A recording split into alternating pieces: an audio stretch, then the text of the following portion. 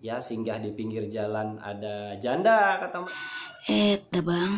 rokoknya yang harusnya mungkin sehari cuma satu bungkus ini satu slop.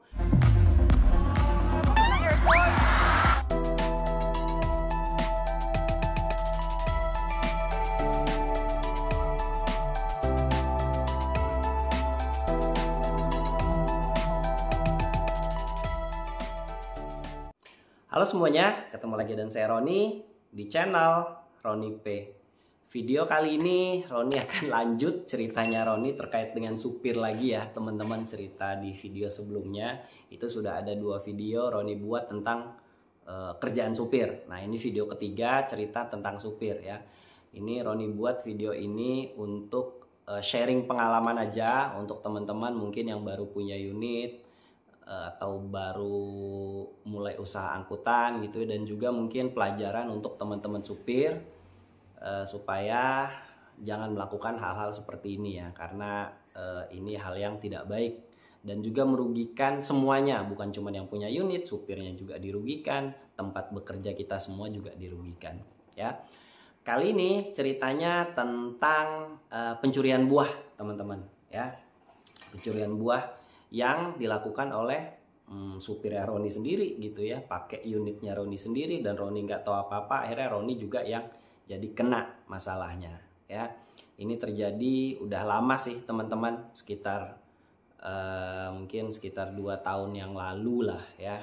Itu waktu pertama kami kerja di perusahaan tempat kami ngangkut kerja sampai dengan sekarang. Memang waktu kami baru pertama kerja itu, dan juga sering terjadi, katanya sering terjadi pencurian buah. Jadi perusahaan itu sedang galak-galaknya untuk menertibkan pencurian buah yang dilakukan oleh supir-supir ini ya.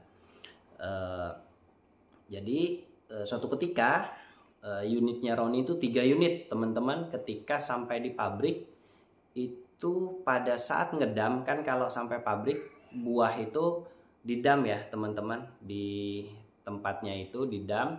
Nah hasil damannya itu banyak kotorannya, banyak tanahnya ya teman-teman.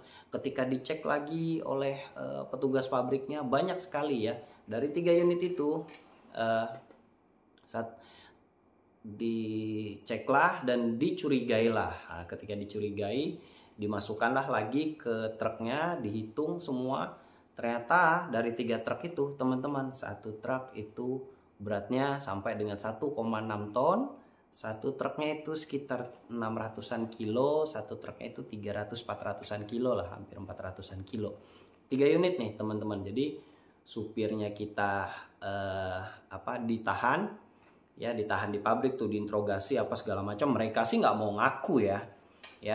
Setelah ditahan akhirnya pihak perusahaan mengkonfirmasilah kepada Roni. Roni baru tahu tuh ya kejadian itu setelah dikonfirmasi, karena kan Roni kan tidak di lokasi ya, kita di rumah waktu itu. Ketika dikonfirmasi dijelaskan bahwa 3 unit supirnya itu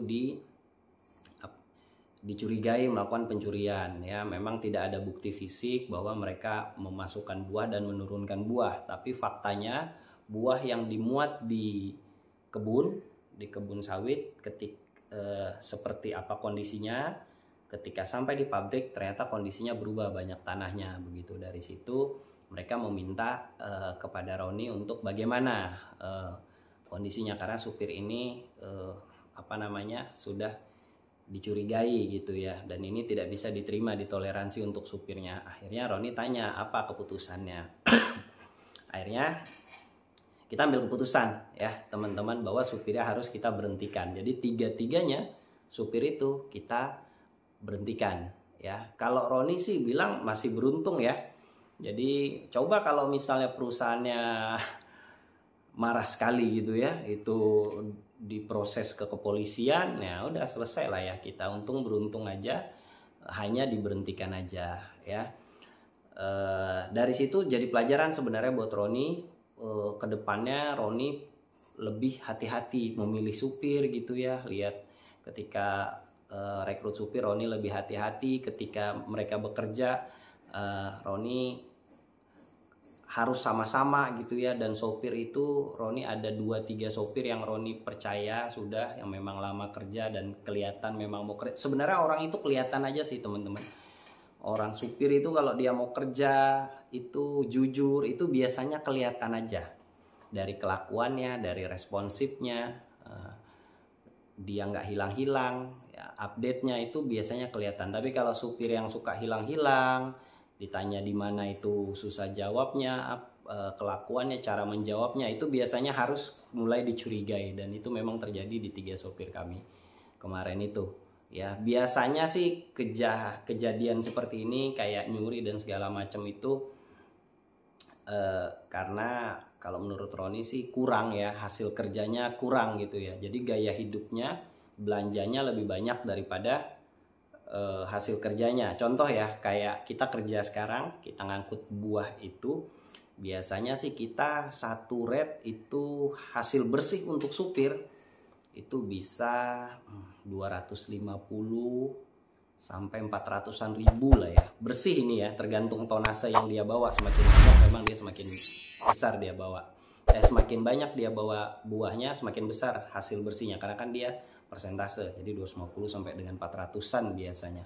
Nah sebenarnya kalau kita pikir-pikir itu kan sudah cukup ya. Bayangkan itu bersih loh, uang makan sudah kita kasih ya, itu cukup kan, harusnya sudah bersih gitu.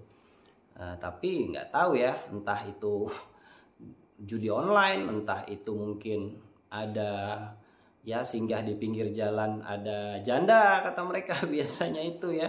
Ya Allah bang, dah bang. Kopi pangku atau apalah ya, kita nggak tahu. Rokoknya yang harusnya mungkin sehari cuma 1 bungkus, ini 1 slop.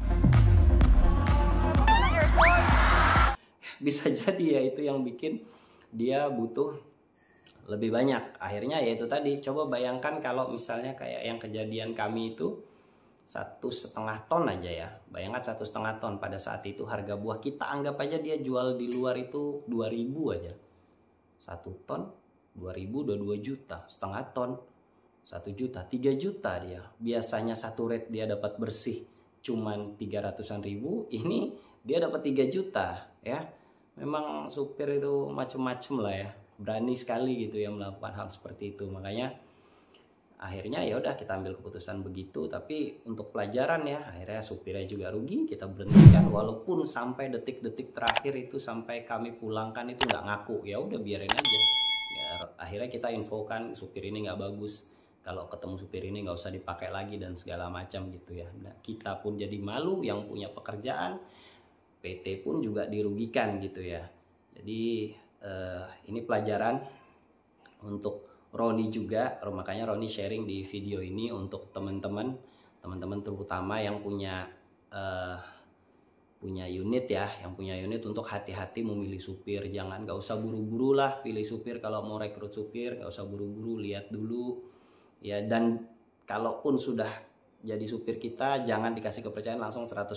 Hati-hati, memang butuh pengalaman ya. Roni udah kerja berapa tahun, masih aja sering juga dikerjain sama supir gitu. Tapi makanya Roni sharing gitu ya, untuk yang baru-baru bisa nambah pengalaman. Dan juga untuk supir, Roni mau sampaikan di video ini untuk nggak usah lah kerja yang aneh-aneh begitu. Kerja yang bener aja, kerja jujur. Uang yang seperti itu tuh pasti habisnya juga cepat dan juga akhirnya bikin kalian susah juga gitu ya. Kenapa?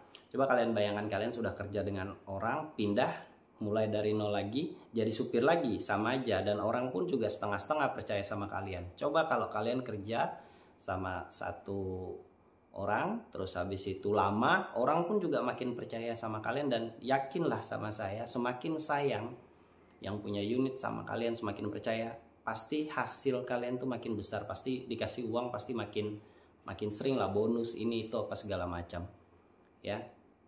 Begitu teman-teman. Jadi untuk sopir, kerja yang jujur aja, jaga nama baik. Siapa tahu kalian dapat kepercayaan dari tempat kalian bekerja, siapa tahu nanti kalian dikasih unit kan, dibantuin mungkin kredit unit atau apa segala macam. Kalau kalian jujur pasti ada jalannya ya teman-teman. Begitu aja video Roni kali ini, semoga bermanfaat. Sampai ketemu lagi dengan Roni di video selanjutnya. Dadah.